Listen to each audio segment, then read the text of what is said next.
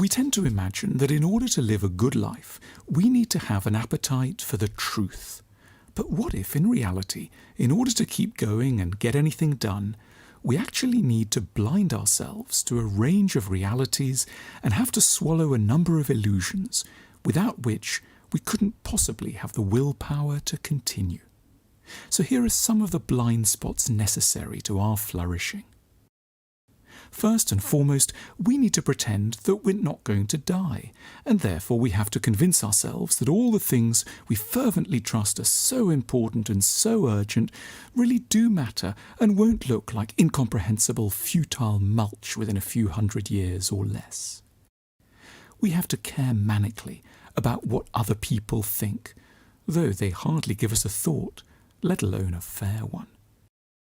We have to imagine that we could one day be loved and understood, though few things are, in fact, ever more in doubt.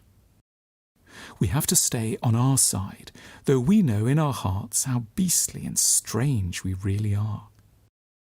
We have to melt at the cuteness of small children, though we know how most of them were going to turn out, and that the world we're teaching them about doesn't really exist. We have to look forward to the next few years with excitement, though almost every new day is actually a scratchy 6 or below.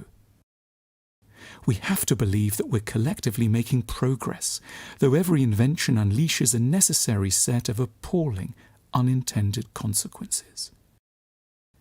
We have to care about humanity, though most of its members are insufferable from close up. We have to look forward to the future, though if we had a chance to learn what fate had in store, we almost certainly wouldn't want to know.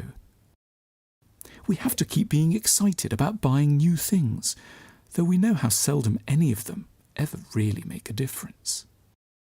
We have to keep going travelling, though being somewhere else is always better in memory or anticipation. We have to keep seeing our so-called friends, though we would be crushed by hearing a fraction of what really goes through their minds.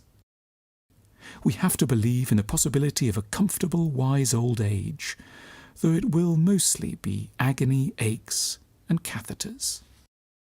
We have to not properly notice how beautiful, interesting, and opportunity-filled life is, in case we were to go mad from excitement and regret. In short, let's not fool ourselves that we really want to know the full truth. We require only so much of it as is compatible with making it out of bed.